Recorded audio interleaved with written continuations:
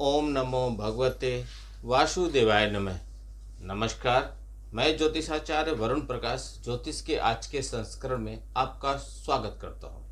सभी सनातनी परिवार के सभी सनातनी भाई बंधुओं का हमारे चैनल एस्ट्रोलॉजर विथ वरुण प्रकाश में आपका बहुत दिल से स्वागत है। सनातन धर्म, सनातन परिवार से जुड़ी हुई हर एक बात, हर एक जानकारी आप तक पहुँचे, आप तक पहुँचाने का हर एक प्रयास मैं करता हूँ, जिससे आप अपने सनातन धर्म को, अपने धर्म को, अपनी जिम्मेदारियों को, अपने कार्य को, अपने पुण्य कर्म को, अपने अच्छे, अपने बुरे, अपने क्या अच्छा क्या नहीं, क्या करना चाहिए क्या नहीं करना चाहिए, सब कुछ समझें, अपने बारे में समझें, जिससे समाज में आप तरक्की करें, विकास करें। क्योंकि समाज में और धर्म है, मैं नहीं चाहता कि हमारा धर्म किसी भी मामले में पीछे रह जाए। वह तभी संभव है जब आप अपने चीज़ों के बारे में समझेंगे, जानेंगे और उसको पालन करने की कोशिश करेंगे। तो आज का वीडियो मेरा रहेगा आपका।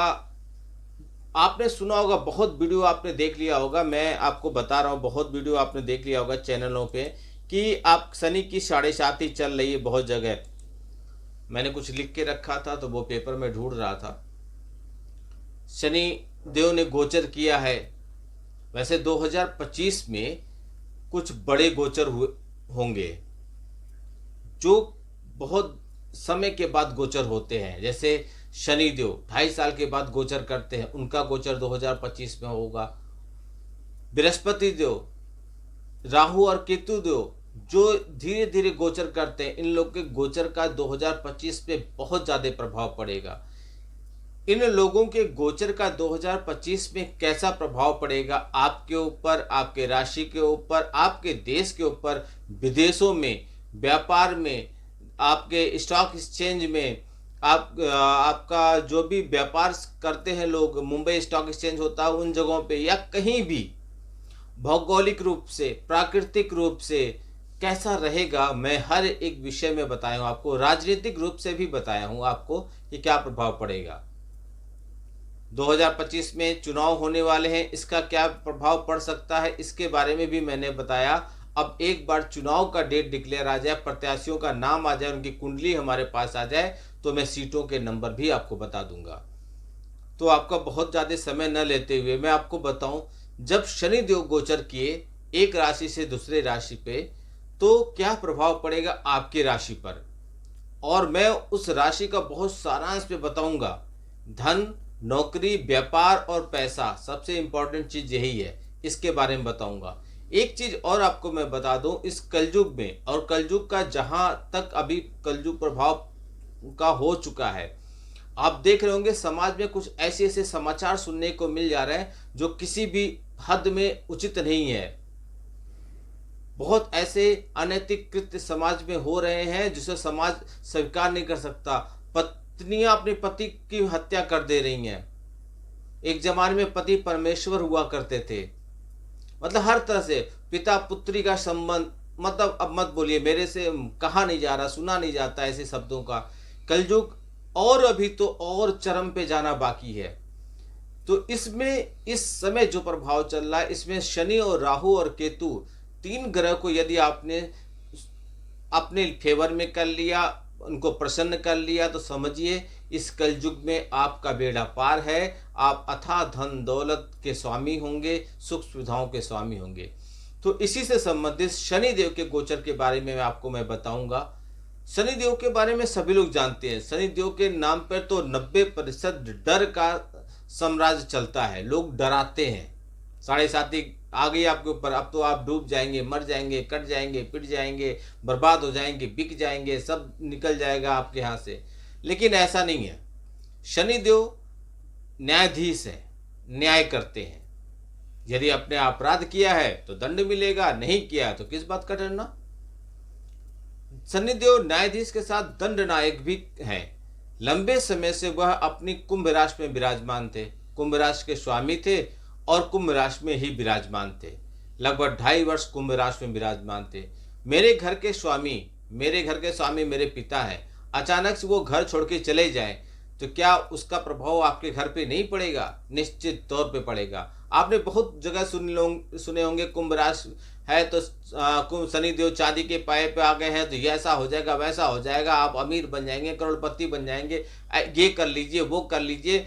और बहुत ऐसे उपाय लोग बताते हैं धन का, आप ये कर लीजिए, आप धनवान बन जाएंगे। अरे भैया, सभी लोग के पास मोबाइल है आज के ज़माने में, हर जगह इंटरनेट है। दुनिया में बहुत सस्ता प्लान हमारे इंडिया में चलता है इंटरनेट का, सभी लोग देखते हैं, सभी लोग कर करके ना अमीर करोड़पति सब बन गए होते, अगर आपके इतने कहने से कोई हो जाता तो।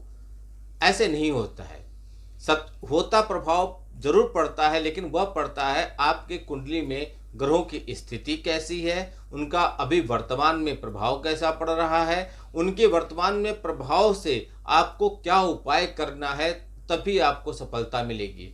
मान लीजिए आज मैंने बोल दिया कि आपको कोई राशि है, आपको नीलम पन्ना या जो भी रत्न पहनने के लिए मैंने बोल दिया, तो यह नहीं है कि उसको जीवन भर पहनना, आपको पहनने धारण करना है। जब तक उस ग्रह का नकारात्मक प्रभाव है, जब तक उस ग्रह का नकारात्मक प्रभाव आपके ऊपर पड़ रहा है, विपरीत प्रभाव पड़ रहा है, ग्रह दोष है, तब तक वो फायदेमंद रहेगा। जब वो ग्रह आपके फेवर में आ जाएगा, उस समय उस रत्न को निकाल दीजिए, क्योंकि ग्रह खुद ही सपोर्ट कर रहा है, अब ग्रह को मजबूत करने की जरूरत नहीं है।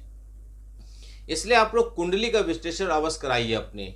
आपकी कुंडली आपकी जीवन रेखा है, आपका आधार कार्ड है, उसमें सब कुछ आपके बारे में लिखा है। आप क्या कर पाएंगे जीवन में, आपको क्या मिलना क्या मिलना चाहिए, कब क्या मिलेगा, सब कुछ लिखा हुआ है।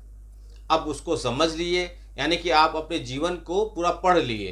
तो जीवन को जिसने पढ़ लिया वो गलतियों करेगा नहीं, गलतियों से सीखेगा, क्या समस्याएं आने वाली उसके बारे में अलर्ट रहेगा, उपाय किए रहेगा, कुछ बाधा ही नहीं आएगी, आराम से जीवन उसका सुखमय तरीके से कट जाएगा। कुछ विशेष प्रयोजन, जैसे आपको विशेष तौर पे कोई लग्जरी गाड़ी चाहिए, लग्जरी घर चाहिए, कोई विशेष, कोई आपका पैसा ले लिया फंस गया, कोई विशेष तौर पे कुछ विशेष प्रयोजन है, तो उसके लिए आपके कुंडली को देखकर आपके लिए विशेष प्रयोजन किया जाता है, जिससे आपको वह चीजें प्राप्त हो जाती हैं। असंभव नाम की कोई चीज नहीं होती है, बशर्ते कर्म आपको करना है।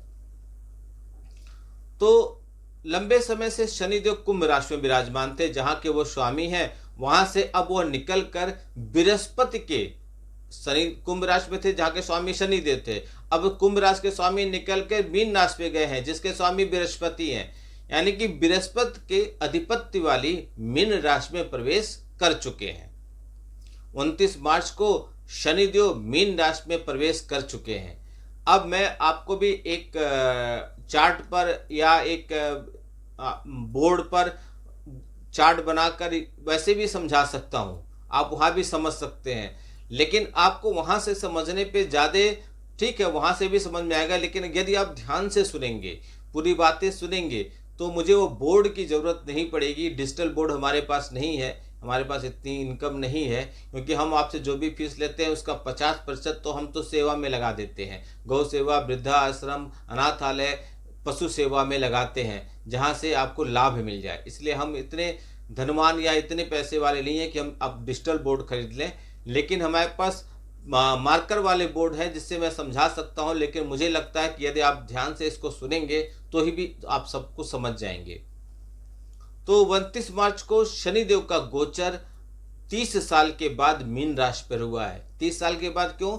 जब शनिदेव एक राशि से निकल के फिर दोबारा उसी राशि में आने में 30 वर्ष लगा देते हैं, 2.5 वर्ष वो सभी एक राशियों पर रहते हैं, क्रम से वो आगे चलते रहते हैं। तो कुंभ राशि से निकल के मीन राशि पे चले गए, अब कुंभ राशि में वह शनिदेव 30 साल के बाद आएंगे। तो इस लंबी अवधि तक मीन राशि पे जब शनिदेव रहेंगे, लगभग 2.5 वर्ष तक रहेंगे, तो उसका प्रभाव हर जीवधारियों पर पड़ेगा। मैंने इसके बारे में एक विस्तृत वीडियो बना के दिया है, आप देख लीजिए चैनल पे जाकर। इसीलिए मैं बोलता हूँ चैनल को सब्सक्राइब कर लीजिए, लाइक बटन दबा दीजिए, जिससे आपको हर वीडियो समय पे मिलता रहे। शनि के मीन राशि में गोचर करने से मेष राशि वालों को शनि की 7.5 की प्रथम चरण की शुरुआत हो गई, मीन राशि वालों में द्वितीय चरण की शुरुआत हो गई, और कुंभ राशि वालों को शनि की 7.5 की अंतिम चरण की शुरुआत हो गई है। जहां तक मीन राशि में ढैया या पनौती का प्रश्न है, मतलब और राशियों में किस पे ढैया चल रही है या किस पे पनौती चल रही है, तो अभी तक ढैया और पनौती चल रही थी वृश्चिक राशि और कर्क राशि पे, जो यह समाप्त हो गई है। अब धनु राशि पे और सिंह राशि पे शनि की ढैया शुरू हो गई है। यानी कि जब शनि देव एक राशि से दूसरी राशि पे गोचर करते हैं तो 5 राशियां प्रभावित होती हैं। शनि देव जिस राशि पे होते हैं उसके पीछे की राशि और उसके आगे की राशि साढ़े साथी के प्रभाव में रहती है, और 2 राशियां क्रम से शनि के ढैया के प्रभाव में रहती हैं। मीन राशि में 13 जुलाई 2025 को शनि देव वक्री हो जाएंगे, यानी कि एकदम उल्टी चाल चलेंगे। तो इस अवस्था में 28 नवंबर 2025 तक वक्री रहेंगे और उसी दिन 28 नवंबर को मार्गी हो जाएंगे। ये मैं 25 की बता रहा हूँ, तो आगे भी मैं बताऊंगा 2.5 वर्षों में कैसा होगा, आगे समय पे आपको वीडियो मिलता रहेगा। मीन राशि में शनि महाराज के होने से देवगुरु बृहस्पति के ज्ञान की राशि में जब शनि गोचर करेंगे तो विभिन्न अवस्थाओं से गुजरेंगे, कई गोचर होंगे। जैसे वह गुजरेंगे बृहस्पति के नक्षत्र से पूर्वा भाद्रपद नक्षत्र से, फिर अपने नक्षत्र में जाएंगे उत्तरा भाद्रपद नक्षत्र में, फिर बुध के नक्षत्र में जाएंगे रेवती नक्षत्र, यानी कि कई नक्षत्रों से होकर गुजरेंगे।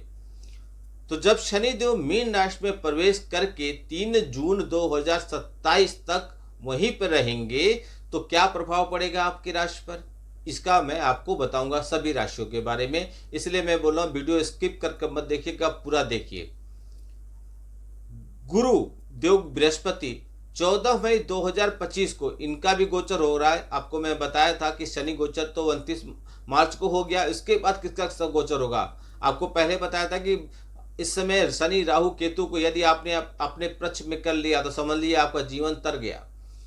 लेकिन इस वर्ष में एक और बड़ा गोचर होगा गुरु का, देवगुरु बृहस्पति का, जो 14 मई को मिथुन राशि में प्रवेश करेंगे। उसके बाद होगा राहु और केतु का, मई में ही होगा, 18 मई को वो राशि परिवर्तन करेंगे। राहु कुंभ राशि में आएंगे, शनिदेव कुंभ राशि से छोड़ के जाएंगे तो राहु आ जाएंगे, और केतु सिंह राशि में चले जाएंगे, और ये दोनों लोग 6 दिसंबर 2025 तक वहीं पे रहेंगे।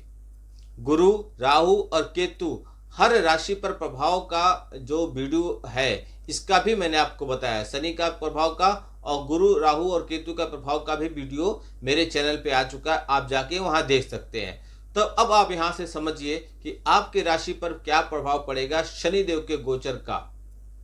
जब वह कुंभ राशि से मीन राशि में गोचर करे हैं तो आपकी राशि पर क्या प्रभाव पड़ेगा। मिथुन राशि, मिथुन राशि के लिए शनिदेव अष्टम भाव और नवम भाव के स्वामी हैं, और वर्तमान में शनि गोचर यह आपके 10वें भाव में होगा। आपके राशि स्वामी बुध के शनि महाराज मित्र हैं, इसलिए आपके लिए यह गोचर अच्छा होगा। कार्यक्षेत्र में आपको अपना अच्छा प्रदर्शन करने का मौका मिलेगा।